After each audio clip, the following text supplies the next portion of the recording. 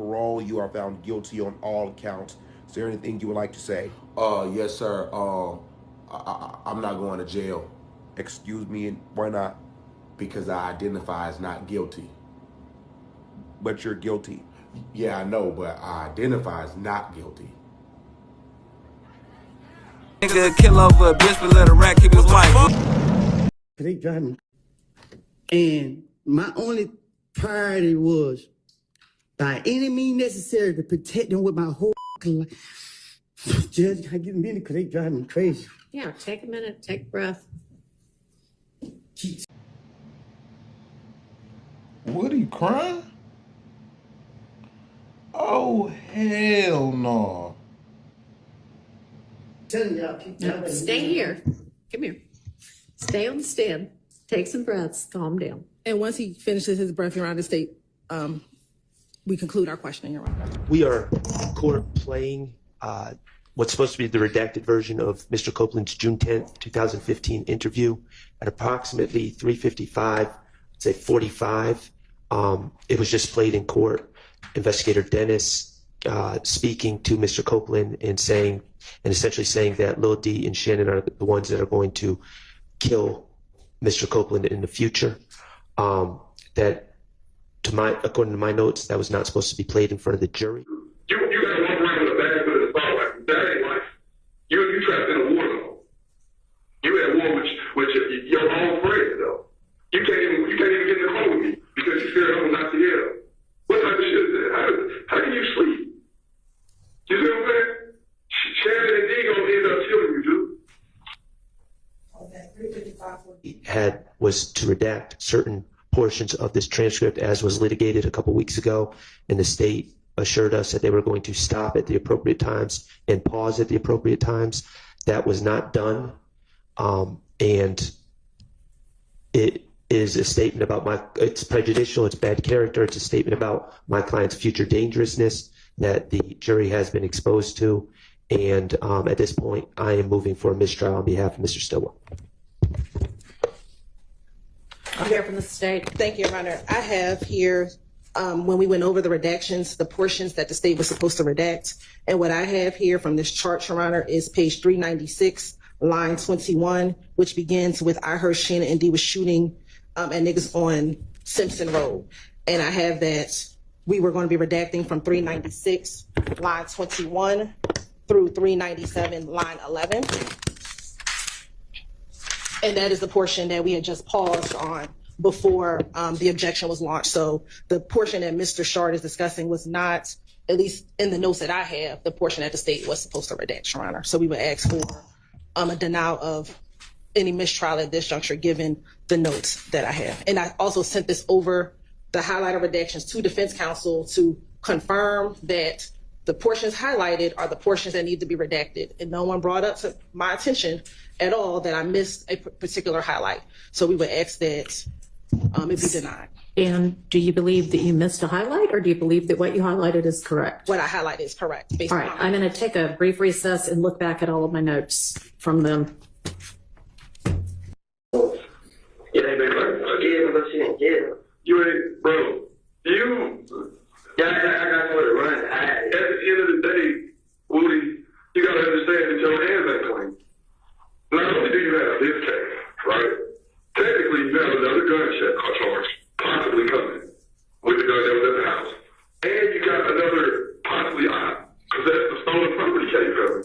So you got 3 cases technically out. Crazy, when you said piling shit on. I'm telling y'all what's going on. I'm like, after the fact. You ain't telling us before the fact. You telling us once you got jammed up. If you was trying to really help, you would have told us this 6 months ago. Hey, y'all really ain't. Y'all ain't say that. I'm thinking if I tell y'all ain't gonna protect me or help me. Like that. What did I say to you, bro? You came back in January 3rd. What you said? Why are you gonna move away? What you tell me? Y'all ain't gonna tell me though. That is helping you. Y'all let me move. What I say? I said, what I know, man? What protective custody. You didn't say that. You just. I said, when you tell me, you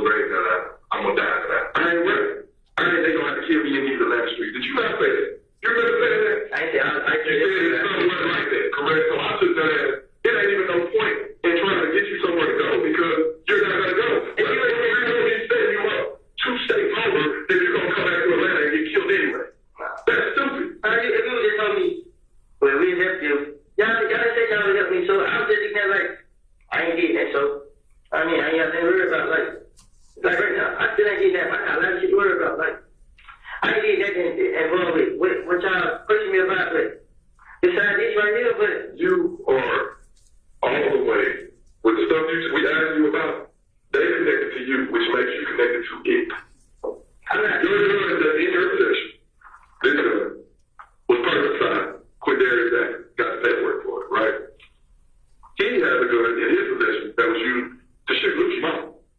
You see what I'm saying? You see how the dots connect?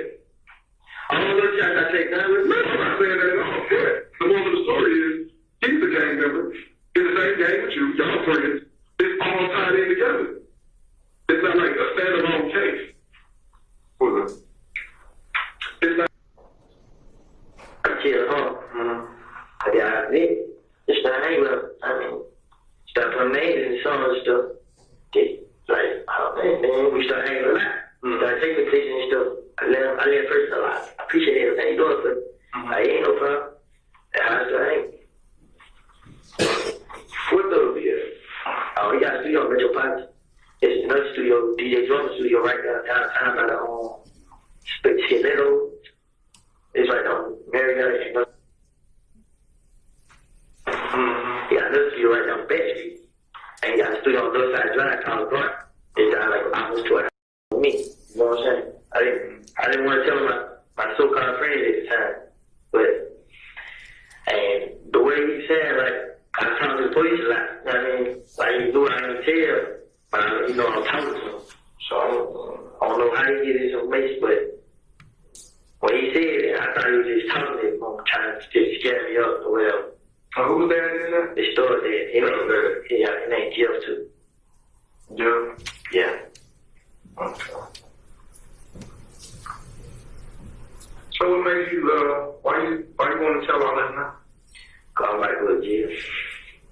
And it's like, I'm tired of the police. I mean, like, I have a girl, man. And I just want to beat up for her, but I hate thinking on my shoulders. I mean, I have 2 big words, man. I have police and I have EP. I mean, and now I'm messed up. I don't got myself in trouble. And then some of the stuff that I'm in trouble for, I ain't trying to do it or I ain't do.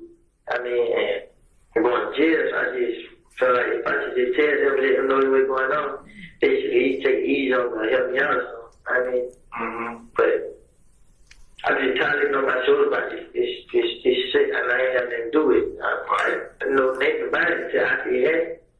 I mean, I ain't never know what's gonna happen. I ain't know nothing. I'm tired of being questioned about. I'm tired.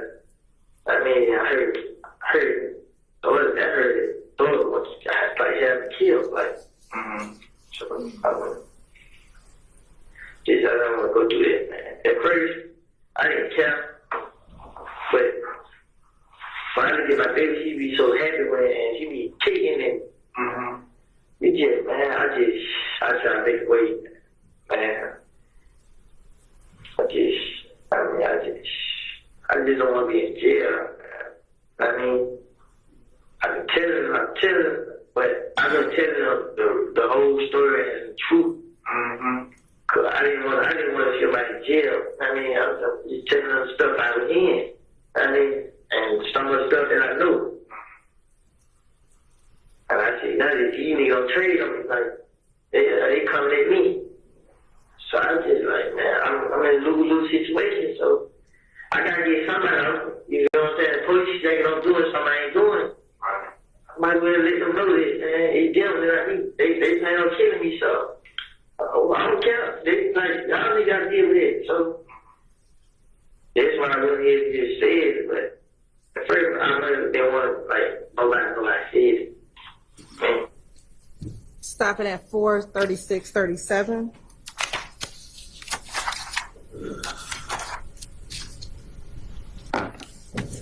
I'm speaking of home.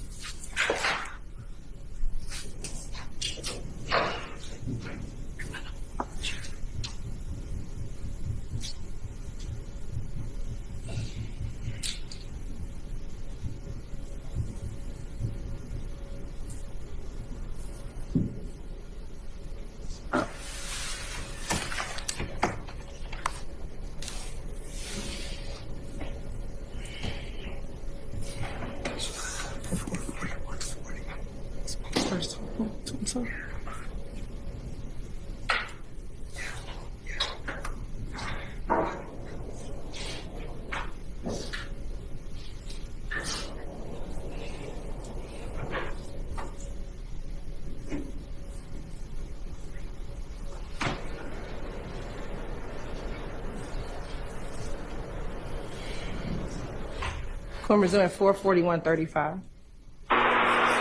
4:41:35. Damn, make shit worse. You fucking know, telling police. Oh, damn. Who? The police. They gonna come get you out? Yeah. And they gonna take you off? They gonna contact me to another jail, but they gonna come get me out, and I'm gonna have to shit throwing them up. And you gonna have to wait? Shit throwing them up. So I got that. I mean, I ain't had nothing to do with none of this shit. So, you know what I mean? So you told them? Yeah. You think I go to jail for something I ain't do, bro? Them folks talking about 15 years already, bro. I'm gonna be here for myself and you. Yeah. So, but I need you to help me, right? You need what? I need Lady to help me. You need Lady to help you? Yeah. What Lady? McKennedy. It can be, yeah, okay. Yeah, okay. Now, I just talked to him. He said he gonna help me, though. You just talked to him, he said it. Yeah, he said it. I had close. I called him. I was telling him what. He was telling her what? I told him. He's like, he gonna help. Like, he got it. So all that gun charge leads up to 15 years? Yeah, because the fed is different from the state. Yeah. But they told me as long as I help them, they gonna help me. You feel me? Yeah. But that's why I asked you, like, shit, if I leave state, you'll leave with me, because they just have to take me out of state. Yeah. They gonna have to tell you, hey, why? So they gonna know you did. Yeah, they gonna have. Nah, they ain't gonna know. Yeah. Yeah. Yeah, they just gonna keep their way so my name be clear about it. They gonna make sure I look good. Yeah. Yeah. So shit. I mean, I'm just telling you this. They did between me and you. Don't tell nobody. So I know you ain't gonna tell nobody. I'm just telling you. You know what I mean? Yeah. So that's why I said, but man, I ain't had nothing to do with what man going on. If I let you tell me with my family, man, I just go out like so. Yeah. You know what I mean? But they say they gonna move me so anybody do anything and then like it, and then they gotta see how everything work. And they like shit. They need D to tell them what happened, because D told me what happened. So I mean, they can go out with They told you what happened with about what happened to they ain't know what's going with that shit, man. Come on, with that? Yeah.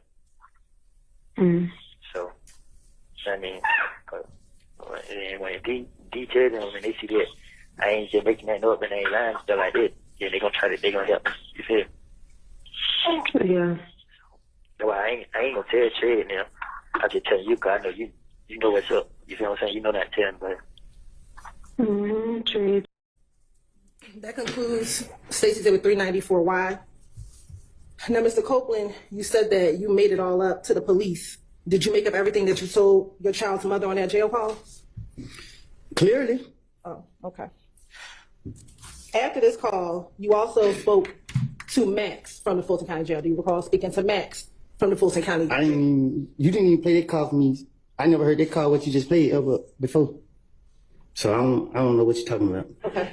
Did you recall meeting with me and my investigator back in June of this year, and we played a call for you in which you called Max on the jail call? I don't recall nothing. And on that call, you had Deshaun call Max on the three-way. I don't know. Okay. And while you were on the phone with Max, Thug or Mr. Williams was in the background. Do you recall hearing that, Jill? I don't recall nothing. Right. Your Honor, this time the state would like to tender State's Exhibit 390. Why did you ask for Thug to pay your bond after you had told on them in the June 10th interview? I didn't tell on them. Okay. I was going through a phase in my life, like I told you before, and I told you in the back. I made it all up. I sat right there and said whatever came to the top of my head, that I put pieces some things together and said what I said. If you listen to both of them calls, they contradict each other. If you listen to the interview, you hear what the police keep saying. And that's why I put everything on Thug. The man that had nothing to do with my stupidity. I'm sitting right here today telling y'all the truth, and y'all still sitting right here playing with this lady. Like I told y'all, I made it up. I put it on him. Okay. I'm not scared of nobody. Nobody forced me to say none of this stuff. This is not right. Okay. After you spoke to Deshaun and Max on June 13th, did you then subsequently call Detective Gaither on June 14th and on June 15th to talk about your assistance, you assisting the police department? If I was assisting the police department, they would have had assistance. My thing was to get them out for me. Okay. If anybody was going to be going to jail, it was going to be me. Okay. Did you speak with Detective Gaither on June 14th and June 15th from the Fulton County Jail? I probably did. I was going to talk to her any day to throw them out for me. Okay. And have you had the opportunity to listen to those jail calls? No, these all calls are new to me. Did I play these jail calls for you in the hallway? Overruled. Isn't it true that I played the calls for you in the hallway about 2 weeks ago? No, you played one call, and I haven't heard that call that you played. Did I play the calls? So I can listen to my voice? Correct. And recognize your That's what you said, but these ain't the calls that you played. You're right. This time of state, like the tender State's Exhibit 396Y and 397Y.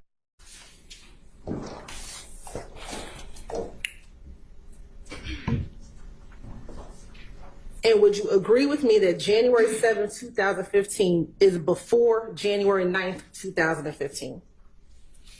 Huh? Would you agree that January 7th, 2015 is before January 9th, 2015? Yeah, I don't know. Okay.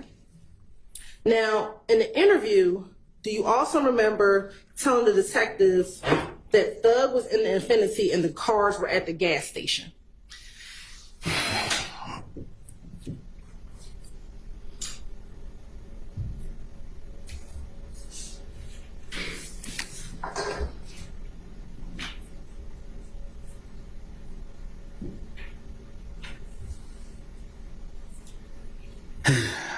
When the police questioned me back in whatever time they questioned me, they locked me up and forget what I said in the interviews. I made it up. And when I say I made it up, I'm not saying I made everything up. What I'm saying is I took from what I know personally and put it with other stuff. And what I'm telling you is I'm not about to say nothing to tell on myself. Like I told you in the back, I was going through a phase in my life. The police kept locking me up. I was trying to be there for my baby mama and my child. And I was going through a dark phase in my life. I have sat right here and told you over and over and over. I'm telling you again today. I'm going to tell you every time you keep asking me a question, because if you want the truth, I'm telling you the truth. Okay, so my question to you... And I'm not done talking, because you keep asking me, and I keep telling you I made these things up. You're trying to make it seem like I was telling the truth about what I said, and I'm telling you I wasn't. And you're sitting right here, keep asking me. I'm tired of it. Keep telling you that. You keep going back to interviews I told police. You're playing the calls. Each one contradict each other. If I was working with the police and I was scared as I pretend to be, I would have been in protective custody. I'm in the streets every day. And all the people I'm afraid of is y'all. Y'all sitting right here, locking me up, knowing I'm lying, trying to make me do what y'all want me to do. I'm tired of it. Y'all can leave me alone at this point. Y'all bring me here every day. I don't get no sleep. Every time I gotta go to court, I gotta stay up all night. My brain is in overdrive. Like, y'all doing too much, bro. Like, come on now, y'all gonna do the law, do it the right way. Leave me alone. I made it up. I'm telling y'all, Lil D told me to say this. You hear the call, I'm mad at Lil D because he wouldn't say what I want him to say. So what? Are you finished? No, I'm just getting started. Okay, well, let me ask you this question. In the interview, did you hear when you told the detectives that Thug was in the Infiniti and the cars were at the gas station? I tell you anything to get them off of me. That's not my question. Did you hear when you said that in the interview? Yes, I said it, but it's not the truth. All right. I'm going to show you what's already been admitted as State's Exhibit 290. Why did you ask for Thug to pay your bond after you had told on them in the June 10th interview? I didn't tell on them. Okay. I was going through a phase in my life, Like I told you before, and I told you in the back, I made it all up. I sat right there and said whatever came to the top of my head, that I put pieces of things together and said what I said. If you listen to both of them calls, they contradict each other. If you listen to the interview, you hear what the police keep saying. And that's why I put everything on Thug. The man ain't had nothing to do with my stupidity. I'm sitting right here today telling y'all the truth, and y'all still sitting right here playing with this lady. Like I told y'all, I made it up. I put it on him. Okay. I'm not scared of nobody. Nobody forced me to say none of this stuff. This is not right. Okay. After you spoke to Deshaun and Max on June 13th, did you then subsequently call Detective Gaither on June 14th and on June 15th to talk about your assistance, you assisting the police department? If I was assisting the police department, they would have had assistance. My thing was to get them out for me. Okay. If anybody was going to be going to jail, it was going to be me. Did you speak with Detective Gaither on June 14th and June 15th from the Fulton County Jail? I probably did. I was going to talk to her any day to throw them out for me. Okay. And have you had the opportunity to listen to those jail calls? No, these all calls are new to me.